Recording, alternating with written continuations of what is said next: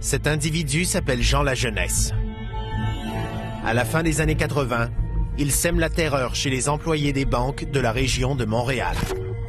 On a calculé qu'il faisait une banque par mois. Quand il arrivait, au début, il prenait une personne en otage, sortait son arme, il disait aux gens, allez-vous-en dans le fond de la banque, vous n'arriverez à rien. C'était pas par rapport à son physique qui faisait peur, mais un dos tronçonné, ça fait toujours réfléchir. C'est lui qui avait le gun, c'est pas nous autres.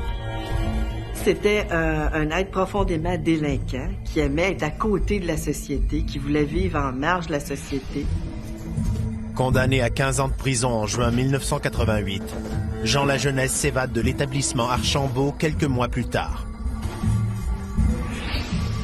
Il n'a qu'un seul but en tête, renouer avec son métier de braqueur de banque. Et cette fois-ci, ce n'est pas seulement une arme à feu qu'il compte utiliser.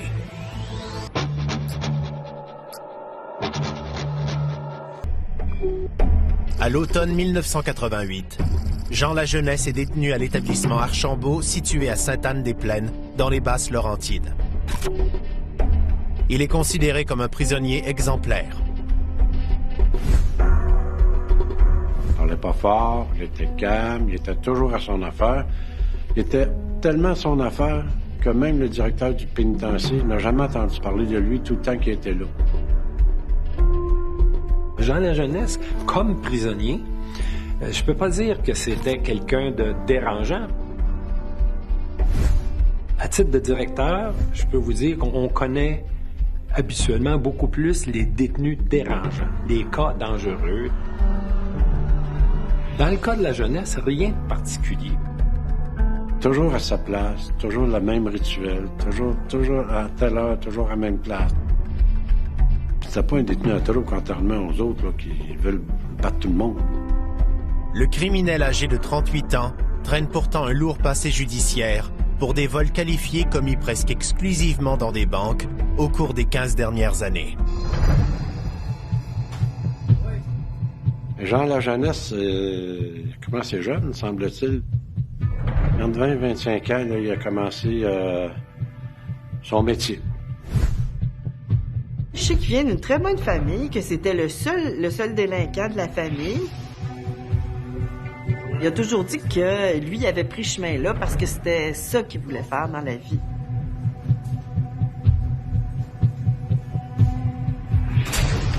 Au moment de sa détention en 1988, Jean Lajeunesse commence tout juste une sentence de 15 ans pour vol qualifié, complot et possession d'armes. Il n'en est pas à son premier séjour en prison. Il a eu sa première sentence pour des vols qualifiés. Suite à ça, il a purgé un certain temps et après ça, il a été envoyé au minimum. Ce séjour de Jean Lajeunesse derrière les barreaux s'est déroulé sans incident. Sa bonne conduite lui a même mérité des sorties de jour, mais il en a profité pour prendre la clé des champs. Repris après 10 mois de cavale, il est envoyé dans un pénitencier d'où il est presque impossible de s'évader.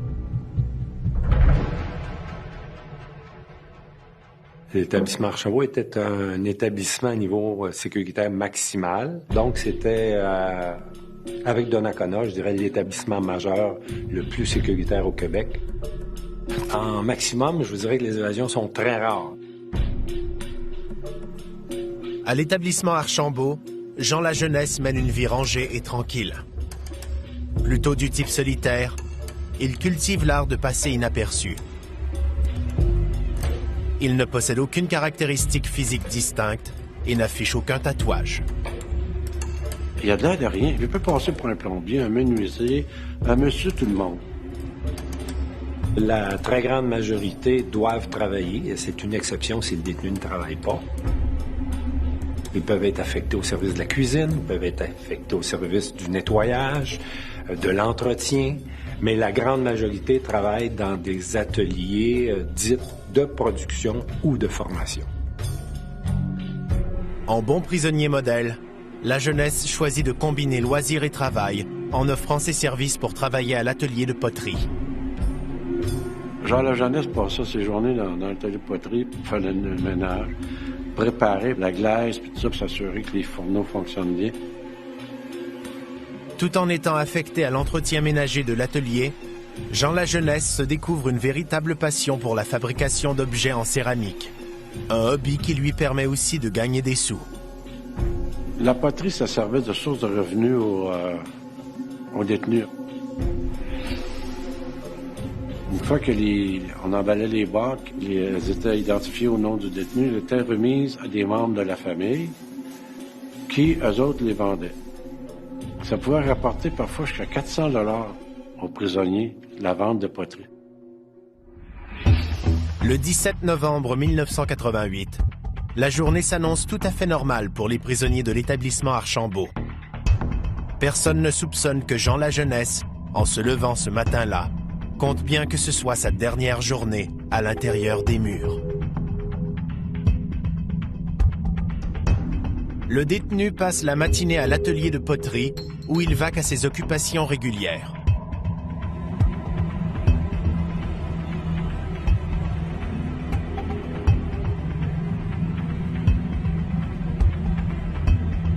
Puis, en début d'après-midi, Jean Lajeunesse se rend dans le secteur des visites où l'attend un homme prétendant être son frère. Le visiteur signifiait son désir de venir par téléphone. Et lorsqu'il s'y présentait, nécessairement il était identifié. Il était admis au secteur de la visite, qui était à cette époque-là une visite contact. Auparavant, dans des établissements à sécurité maximum, c'est comme on voit dans certains films, c'était la visite derrière une paroi vitrée. Mais l'établissement Archambault, à l'époque, était doté de visites contact dans une salle où les détenus sont assis à une table fixe.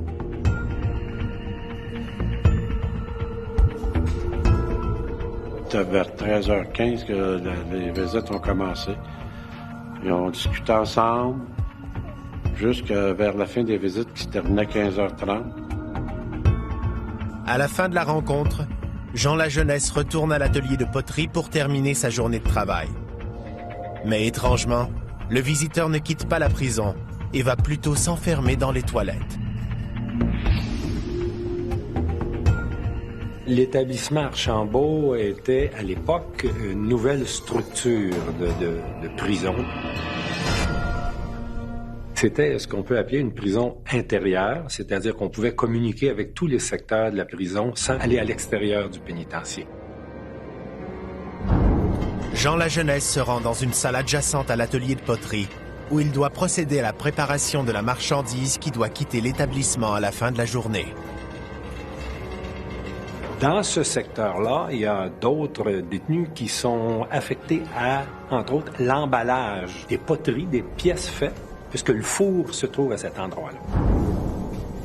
Avec l'aide d'un détenu, Jean Lajeunesse empile des boîtes remplies de poterie sur un chariot.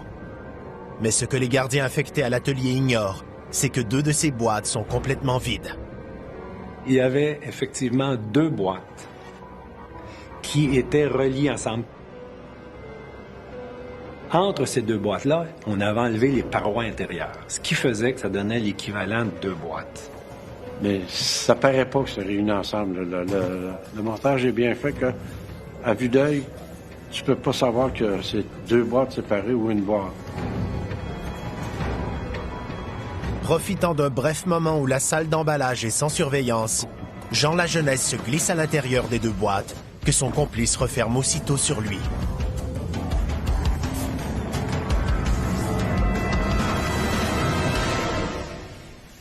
Lajeunesse, il n'a pas trop misé à se dire là-dedans parce qu'il s'est fait maigrir en prison. Il pesait plus de 100 livres quand il est rentré au pénitencier, puis il était rendu à 90 livres environ. Le complice pousse le chariot vers la sortie de l'atelier, convaincu que nul ne peut soupçonner une présence humaine à l'intérieur de son chargement. Mais la partie est loin d'être gagnée pour autant. Il va falloir franchir non pas 1, mais 2 contrôles de sécurité avant que Lajeunesse ne puisse goûter à la liberté.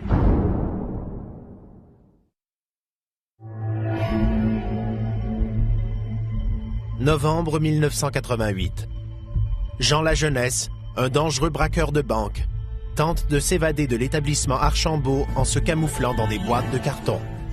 Son complice, qui transporte la livraison de poterie vers la sortie, doit maintenant franchir 2 contrôles de sécurité. Nerveux, il peine à garder son calme et craint d'être démasqué. Une fois la boîte fermée, le détenu s'en va avec le chariot. À ce moment-là, il y a un gardien qui est là. Il lui dit, ça, c'est des boîtes que quelqu'un va venir chercher pour la poterie de la jeunesse.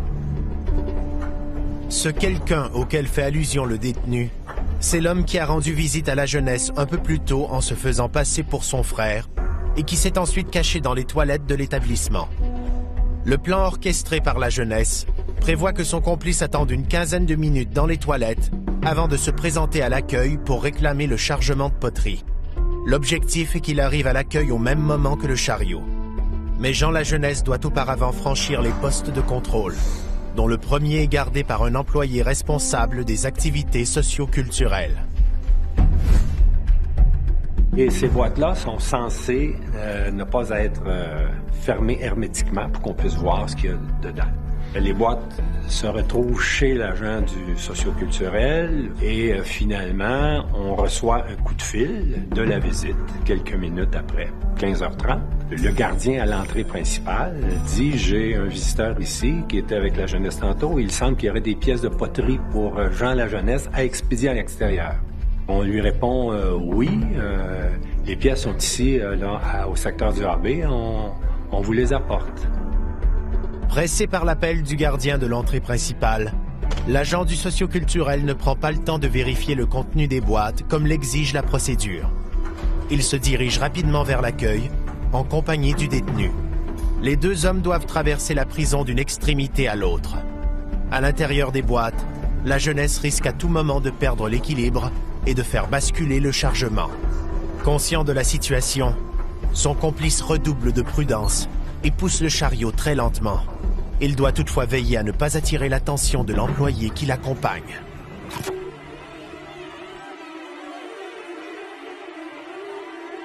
Il y a des contrôles sécuritaires, des portes métallisées, gardiens armés dans les contrôles qui ouvrent les portes seulement si le détenu a une passe ou s'il est accompagné d'un fonctionnaire. Le chargement et son passager clandestin atteignent la salle des visites sans éveiller les soupçons. Arrivé à cet endroit, le détenu doit laisser le chariot à l'agent socio-culturel et rebrousser chemin. L'employé se rend jusqu'au comptoir d'accueil, où l'attend le faux frère de Jean Lajeunesse. À l'intérieur des boîtes, la jeunesse se croise les doigts. Il sait que le gardien en poste à l'accueil doit effectuer un 2e contrôle du contenu des boîtes. Mais il compte sur le fait que le quart de travail des employés se termine dans quelques minutes et qu'ils sont souvent pressés de quitter. Fait qu'il n'y a pas de contrôle manuel qui est effectué, seulement un contrôle visuel. Et comme les boîtes avaient la même dimension que les boîtes normalement, le gardien n'avait aucune raison de penser qu'il y avait un détenu là-dedans. Mais le plus difficile reste à venir pour le complice de Jean Lajeunesse, qui devra transporter les boîtes une à une jusqu'à sa voiture stationnée environ 200 mètres plus loin. Mais là encore, il va jouer de chance. On se rend jusqu'à la porte, on ouvre la porte, et là, on s'aperçoit que c'est frisquet dehors. Le gardien offre au faux frère, au lieu qu'il transporte une boîte à la fois à l'auto, qui est un peu loin, puis qu'il revienne avec la température, lui offre de prendre le chariot. Ce qu'il accepte. Le complice se dirige seul avec le chariot vers sa voiture. Il ne reste qu'un dernier obstacle à franchir avant que Jean Lajeunesse se retrouve en liberté. Cet obstacle, c'est la présence d'un gardien qui, du haut de sa tour, surveille le stationnement des visiteurs. Il s'assure que le gars qui est dans la guérite en haut, dans la tour, ne le voit pas et décharge les boîtes dans l'auto. Vu que le gardien dans la tour n'a pas une vue parfaite sur l'auto, il ne peut pas voir qu'est-ce qui se passe lors du déchargement. Une première, puis une seconde boîte sont déposées dans le coffre du véhicule. Mais au moment de soulever les boîtes dans lesquelles la jeunesse est dissimulée, celles-ci se défont et le fugitif est exposé au grand jour. Vif comme un chat, il bondit dans le coffre de la voiture et s'y blottit. Tout ça s'est passé si vite que le gardien de sa guérite n'a rien vu. Puis le faux frère va porter le chariot pas plus vite que quand il est arrivé avec. Rien ne peut laisser croire que lui il est pressé de se sauver et de s'en aller parce qu'il y a un détenu dans l'auto. Puis qu'il repère son auto, il démarre. et c'est ainsi que la jeunesse se sauve. Dans le coffre de la voiture qui l'amène vers sa nouvelle vie, Jean Lajeunesse jubile. Il n'a que trop hâte de renouer avec ses anciennes habitudes et déjà, il planifie son prochain vol de banque. Au même moment où la voiture quitte le périmètre de l'établissement Archambault, c'est l'heure du décompte de fin de journée à l'intérieur des murs. Donc, 4h moins 5 environ, on doit faire un compte officiel. Tous les détenus doivent être dénombrés. S'il en manque un, tout est paralysé, on cherche. Alors, le quart de travail qui travaillait de 8h à 4h fait son compte, il en manque un. C'est là qu'on s'aperçoit que Jean Lajeunesse n'est plus là. Donc, là, c'est le branle-bas de combat. Les détenus restent confinés dans leurs cellules. On barre les cellules. Les gardiens fouillent l'établissement. Ils vont voir en poterie parce qu'ils savent qu'il était là. Au bout de quelques heures, il y a des détenus qui vont dire à la direction, cherchez-le pas, là, il est parti, la jeunesse. Et là, j'ai une information qui dit, est-ce que vous avez toujours vos caméras sur la sortie des visites en fin d'après-midi? Oui. Analysez vos bandes. On se dépêche à regarder les bandes. Et ce que l'on découvre, on découvre le fameux chariot. On voit le visiteur s'en aller avec le chariot. Les autorités de la prison convoquent immédiatement les 2 employés impliqués. Ceux-ci reconnaissent ne pas avoir respecté la procédure à la lettre. À ce moment-là, on se dit, bon, avec le témoignage des 2 employés, la jeunesse était certainement dans la boîte. Une autre séquence vidéo, captée par la caméra de surveillance située dans la salle des visites, va permettre à la direction de la prison de conclure qu'ils ont un fugitif en cavale. La jeunesse, pour se rendre au secteur de visite, n'a pas allé à l'extérieur.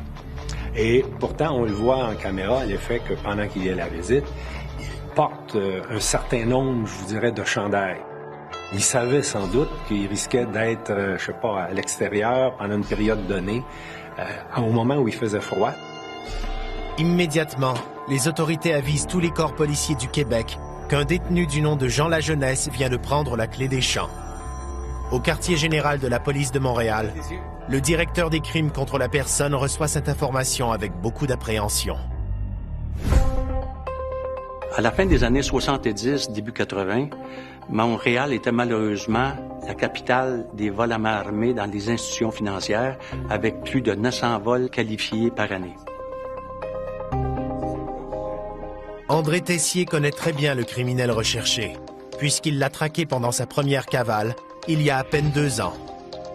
Une première évasion au cours de laquelle Jean Lajeunesse a commis de nombreux vols qualifiés. Les voleurs de banque récidivent tout le temps. Les braqueurs de banque, ce sont des individus armés, donc potentiellement dangereux.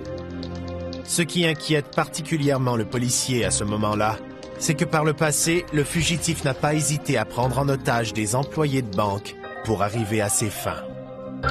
Quand son évasion était connue, c'est sûr que tous les corps policiers sont devenus sur le qui-vive parce qu'ils savent que la jeunesse, c'est un gars qui n'annonce pas ses vols d'avance. Donc, ils se retrouvent toujours devant le néant.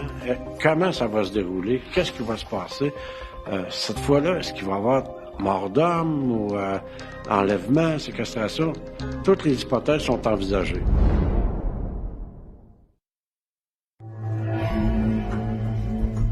En novembre 1988, un détenu de l'établissement Archambault, dans les Basses-Laurentides, a pris la clé des champs en se camouflant dans un chargement de boîtes de poterie.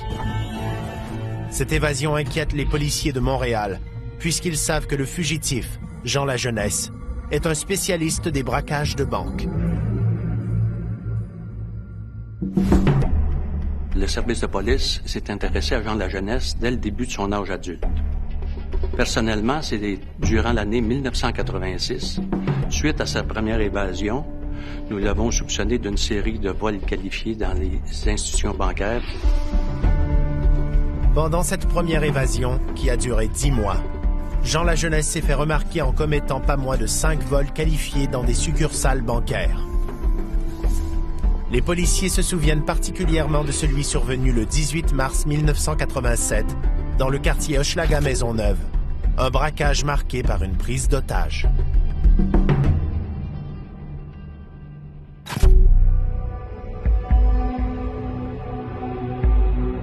Ce matin-là, vers 9 h, Gérald Lortie, comptable adjoint à la succursale de la Banque nationale située rue Sainte-Catherine-Est, entre au travail comme il a l'habitude de le faire.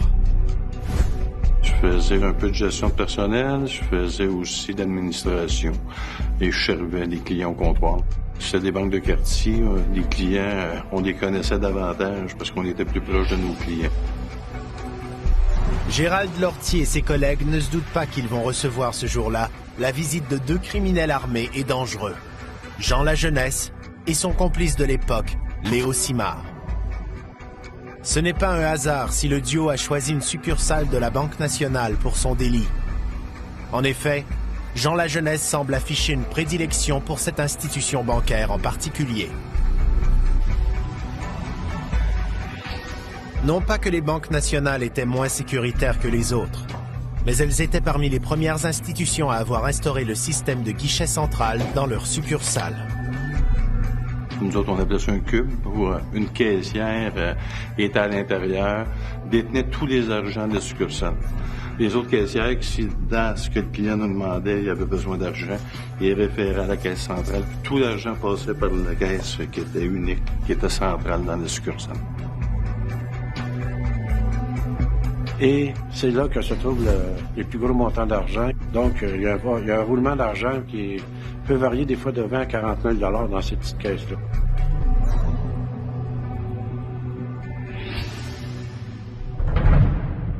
C'était un mercredi, aux alentours de 12h30, 1h.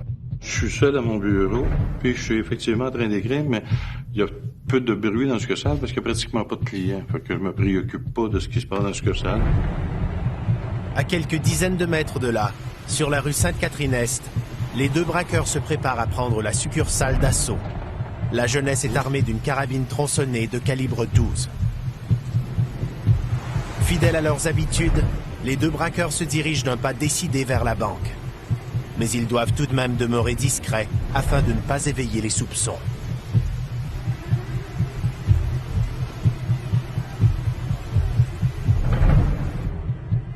Les 2 voleurs entrent en silence dans l'établissement. Léo Simard reste près de la porte pour surveiller les allées et venues des employés, pendant que son complice se rend directement au bureau du comptable adjoint. Il avait peaufiné sa façon de faire. Et sa façon de faire était qu'il énervait pas personne. Quand il rentrait, il criait pas, c'était un hold-up, là. Il arrivait doucement, tranquillement. C'était pas un bel homme, mais il avait un certain charisme. Quand il te parlait, tu le regardais. J'entends pas personne venir, sauf que à un moment donné, de touche tronçonnée du voleur me relève la tête. Fait que c'est par son fusil que la tête m'a relevé. Et là, il me dit, de façon très polie, on va aller au coffre, puis on va rouvrir les coffres, puis si tu fais ça comme faut, ça va bien aller. Gérald Lortie comprend que s'il veut protéger son personnel, il doit obéir au braqueur. Il prend toutefois le temps d'appuyer discrètement sur le bouton d'alarme caché sous son pupitre, avisant ainsi les policiers de Montréal qu'une situation d'urgence est en cours. Pendant que Gérald Lortie se dirige vers la caisse centrale sous la menace de l'arme de Jean Lajeunesse, Léo Simard fait le décompte, à haute voix, des secondes qui s'écoulent. Là, j'entends l'autre qui est à l'autre côté, mais là, lui, il commence à compter. Lui, il calcule le temps. On l'entend, là, parce qu'à chaque 10 secondes, on l'entend continuellement durant le vol. Les 2 voleurs savent que le coffre-fort convoité est doté d'une minuterie qui en empêche l'ouverture avant un délai de 5 minutes. Ils ont établi qu'ils ne doivent pas rester à l'intérieur de la succursale plus de 7 minutes. Il avait déjà vérifié le temps de réponse des policiers.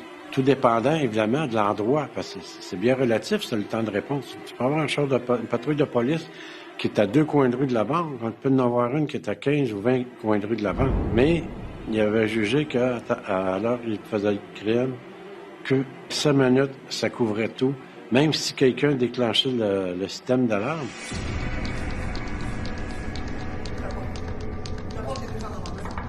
Je me dirige vers le cubicule et là, je me rappelle du nom le prénom de la caissière. C'est Nathalie. Mais Nathalie est prise de panique. Elle est dans le fond du cubicule. Elle veut pas ouvrir la porte. Sauf que c'est la seule personne qui peut déverrouiller la porte. Alors là, toujours sur un ton calme, sans s'énerver, la jeunesse dit, ben, dites-lui d'ouvrir la porte. Il lui dit, ouvre la porte. Faut que tu rouvres la porte. Il y a d'autres mondes. Donne-moi ton livre de combine, je vais m'arranger avec lui. Nathalie est restée écrasée dans le coin, gelée, là, elle bougeait plus, il n'y a plus un mot qui sortait, il n'y a plus une parole, il est paniqué. Finalement, à force d'insister, Gérald Lortie réussit à convaincre la caissière d'obéir aux ordres de la jeunesse et de déverrouiller la porte.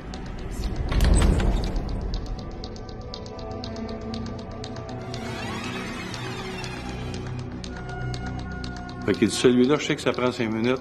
Celui-là, je sais que ça prend 15 minutes, on s'en occupe pas. Mais celui-là, 5 minutes, je veux que tu le partes. Il connaît comment ça fonctionne. Il connaît l'opération des coffres à la Banque nationale, pareil comme s'il avait travaillé à l'intérieur de la succursale. Toujours sous la menace de la carabine tronçonnée, Gérald Lortie compose le code secret qui permet d'ouvrir le coffre-fort contenant jusqu'à 20 000 $. La minuterie se met en marche. Et là, on a attendu 5 minutes. Pendant ce temps-là, ben, les autres coffres sont tirés à caisse. Là, j'ai commencé à le vider. Il m'a donné un sac pour que je remplisse tout ce que je pouvais trouver. Il y avait des 2 $.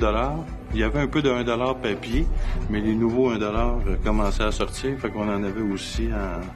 Fait qu'il a pris les 1 $, puis là, il dit, il en reste dans le fond. J'ai dit, écoute, moi, ça me dérange pas si tu les veux, mais tu vas trouver ça pesant. C'est toutes des boîtes de 25 sous. Ah, il dit, t'as raison, je laisse-les là. Un silence de mort règne à l'intérieur de la succursale. Maintenant conscient qu'un hold-up avec prise d'otage est en cours, les employés et les clients sont paralysés par la peur.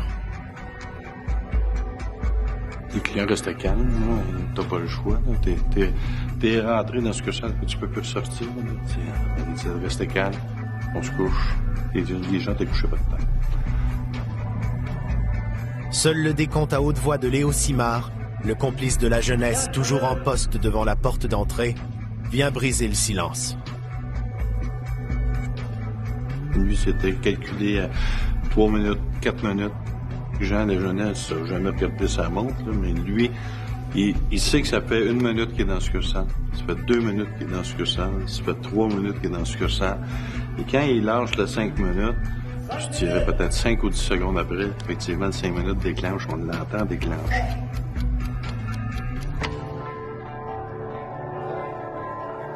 Gérald Lortie ouvre le coffre-fort qui contient surtout des billets de 50 et de 100 $.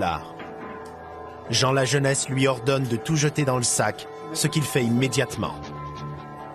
Moi, ce que je veux, c'est lui donner de l'argent, puis ce qui me passe par la tête, c'est qu'il sorte le plus rapidement possible, puis qu'il y ait de l'argent qu'il veut, puis que tout le monde soit en vie par la suite, en espérant qu'il arrive rien de grave. Par expérience, les deux bandits savent que les patrouilleurs appelés sur les lieux d'un vol pénètrent rarement à l'intérieur de l'établissement pendant que le hold-up est en cours.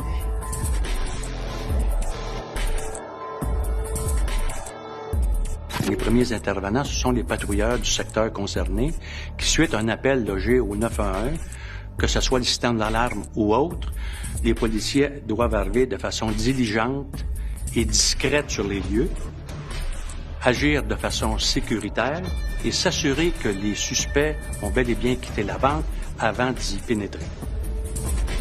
Mais les voleurs jouent de chance. Aucun patrouilleur ne s'est encore pointé au moment où Gérald Lortie finit de vider le coffre-fort. Les policiers avaient mis plusieurs mois avant de retrouver Jean Lajeunesse et de mettre un terme à sa première cavale. Et quand il avait ensuite été condamné à purger 15 ans d'emprisonnement, ils croyaient bien être débarrassés de lui pour un bon moment. Mais au lendemain de sa deuxième évasion, en novembre 1988, tout était à recommencer. Il savait que cette fois, la jeunesse ne ferait pas de quartier.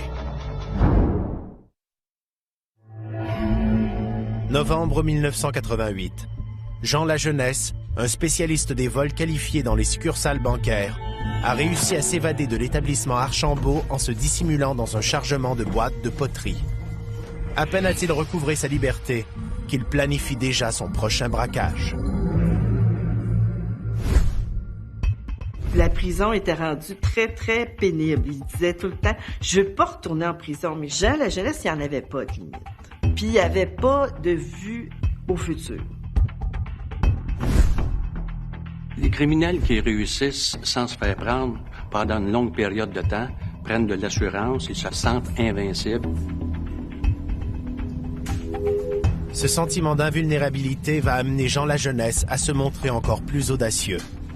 En plus de se procurer une nouvelle arme à feu, il fait l'acquisition de quelques grenades dont il compte bien se servir lors de ses prochains braquages.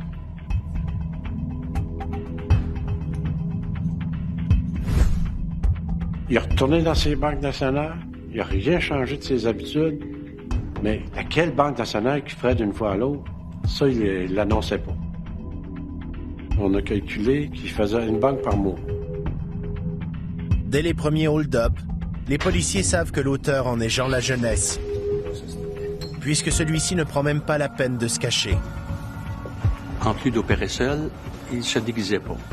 Règle générale, il ne criait pas, parce que son arme faisait l'effet recherché, c'est-à-dire que les employés obtempéraient à ses instructions.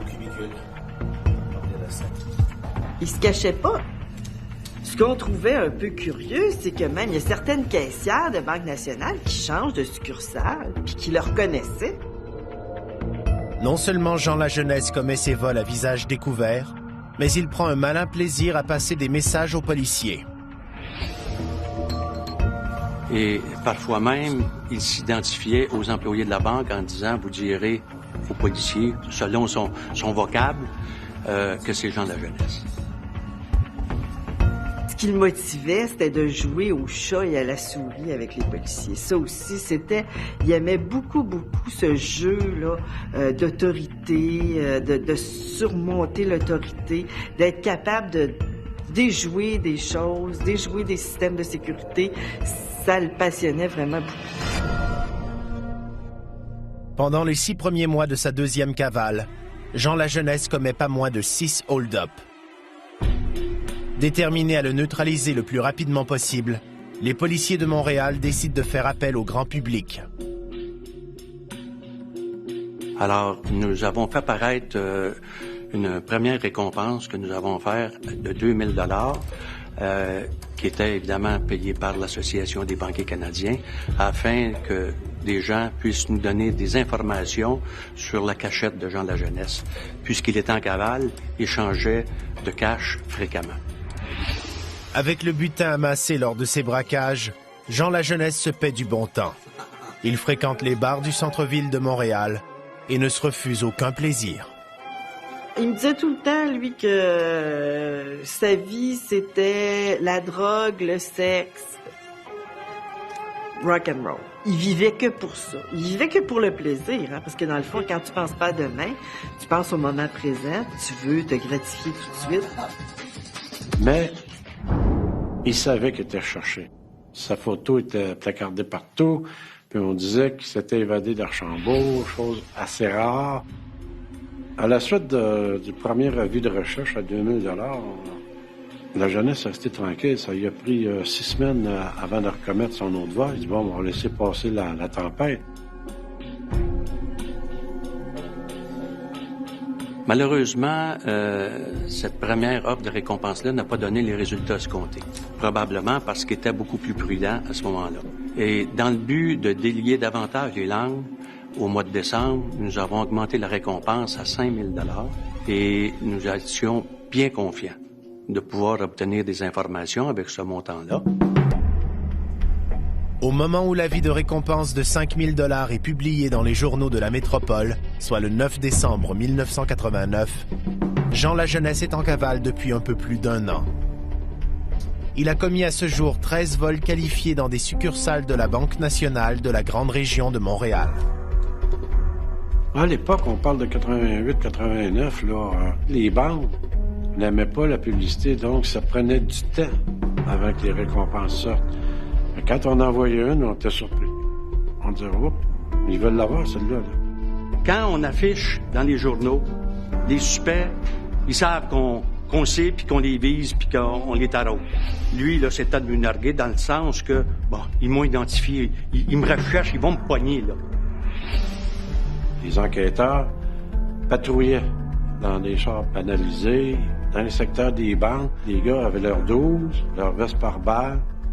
Ça se promenait, ils guettaient une banque, un autre groupe guettait une autre banque.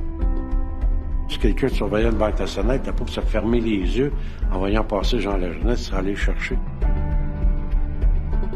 Se sachant traqué, le fugitif décide de changer sa façon de faire. Il cherche à commettre le grand coup, celui qui lui fournira de quoi vivre pendant de longs mois et qui lui permettra de prendre sa retraite en tant que braqueur de banque. Il savait que nous le recherchions via les médias. Alors, il n'y avait plus rien à perdre. Et après 2 évasions réussies, après plusieurs vols qualifiés sans arrestation, il se sentait sûr de lui.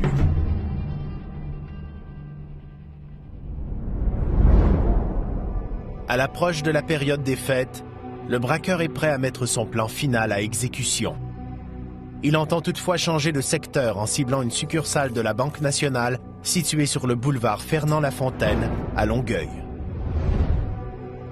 C'est une nouvelle succursale, ça, qui avait été établie dans un nouveau domaine à Longueuil, là. Et puis, pour servir la clientèle, c'était la majorité des professionnels, là, alors qui pouvaient venir jusqu'à 6 heures le soir, là.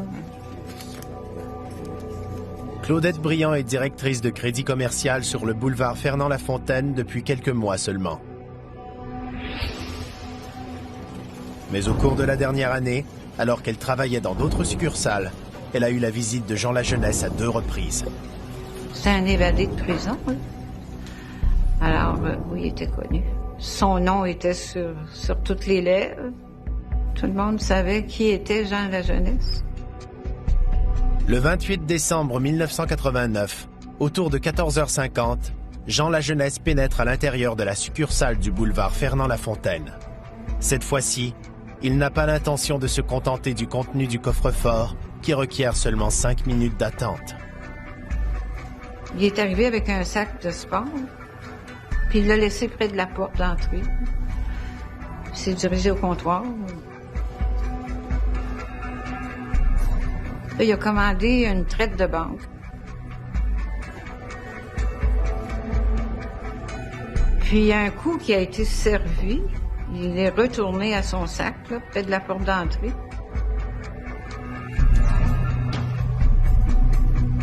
Il s'est penché sur son sac. Mais pendant ce temps-là, l'employé qui l'a servi est venu me voir, puis elle m'a dit, ben c'est Jean Lajeunesse qui est dans la succursale. Claudette Briand appelle son adjoint, qui se trouve dans un bureau à l'arrière, pour lui demander d'avertir les policiers de la présence de Jean Lajeunesse. L'adjoint s'exécute immédiatement. Les autres membres du personnel ignorent tous qu'une épée de Damoclès est suspendue au-dessus de leur tête. Mais là, le directeur de la succursale, lui, il est allé le voir. Il a mis la main sur l'épaule pendant qu'il était penché. Puis il a demandé s'il pouvait l'aider. Jean Lajeunesse répond au directeur en sortant un revolver de son sac, ainsi qu'une grenade, une arme qu'il n'a jamais utilisée à ce jour. Mais il y a toujours une première fois. Le 27 décembre 1989, un dangereux criminel en cavale s'est introduit dans une succursale de la Banque nationale sur le boulevard Fernand-Lafontaine, à Longueuil. Jean Lajeunesse est un spécialiste des vols qualifiés. Il en compte plus d'une trentaine à son actif. Armé d'un revolver et d'une grenade, il a pris le directeur de la succursale en otage.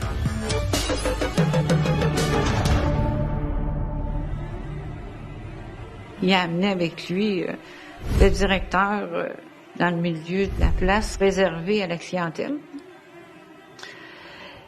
Il l'a pris comme en otage, puis il a demandé que quelqu'un aille chercher son sac qu'il apporte à ses pieds. Tenant toujours le directeur en joue et menaçant de se servir de la grenade qu'il tient dans l'autre main, Jean Lajeunesse lui ordonne de faire ouvrir tous les coffres-forts du cubicule central, dont celui qui peut contenir jusqu'à 75 000 $, et qui est doté d'une minuterie de 15 minutes. Là, le directeur, il a dit, écoute, ça va prendre minimum 15 minutes, tu sais. Ah, il dit, j'ai tout mon temps. Fait que le directeur a dit aux employés, allez ouvrir les coffres. Est-ce que cette journée-là, en rentrant dans la banque à 3h moins quart, il pensait que la banque fermait à 3h et il a dit, j'ai amplement le temps. Cette journée-là, elle fermait à 18h. Le temps qu'il pensait avoir, il l'a plus. Jean Lajeunesse semble en effet miser sur la fermeture imminente de l'établissement. Il pense peut-être qu'une fois la porte d'entrée verrouillée, les policiers ne seront pas en mesure d'entrer dans la banque. De toute façon, le fugitif n'a plus rien à perdre. Il est même prêt à amener un otage avec lui si des patrouilleurs l'attendent à l'extérieur. Il a d'ailleurs apporté des menottes à cet effet. C'est le coup de sa vie. Tu sais, il risquait le tout pour le tout. Il y avait des menottes. Fait qu'il y avait sûrement des intentions un petit peu croches. Entre-temps, les combinaisons sont faites. La police de Longueuil reçoit l'appel. Les policiers arrivent. La jeunesse s'en rend pas compte. Les premiers patrouilleurs arrivent sur les lieux. Ils entrent dans la succursale et interpellent aussitôt le bandit. Il y a un policier qui rentre, dégaine, il dit à la jeunesse, jette tes armes. Les armes qu'il y a, c'est un revolver dans une main puis une grenade dans l'autre. Puis au lieu de ça, il s'est avancé vers le policier avec les deux armes. Pendant qu'il avançait, le directeur, lui, s'est sauvé. Il est parti rejoindre le reste des employés. La jeunesse s'avance vers le policier. Deuxième avis, jette tes armes. Continue à avancer. Troisième avis, jette tes armes. Là, il est proche du policier. La tension est palpable à l'intérieur de la succursale, tandis que les deux hommes se dévisagent, immobiles. Pendant d'interminables secondes, employés et clients retiennent leur souffle. Tout le monde est nerveux, puis personne parle. C'est le silence complet, là, tu sais. On entendrait une mouche voler, là. Tu te demandes s'il va la faire sauter. Le fugitif fait un pas de plus vers le policier. Se sentant menacé, celui-ci ouvre le feu et l'atteint en plein cœur. Jean Lajeunesse s'écroule au sol. Il a tiré dans la poitrine. Puis il est tombé comme ça par en arrière. Quand je l'ai vu tomber, je suis allée près de lui. Je voulais pas qu'il meure tout seul. Je fais qu'il y a une arme compatissante à ses côtés. Ça n'a pas été long. Il a émis des gémissements, des sons d'agonie. Quand je suis arrivée près de lui, là, il a poussé son dernier soupir. Là, tu sais, je veux dire, il s'est éteint, là. À l'âge de 39 ans, après avoir commis une trentaine de hold-up dans des succursales de la Banque nationale, dont 14 dans la dernière année seulement, Jean Lajeunesse est mort comme il a vécu. Je me disais, c'est ce qu'il voulait. Il voulait pas revenir en dedans. Ça, il me l'avait dit, ils me rattraperont jamais vivant.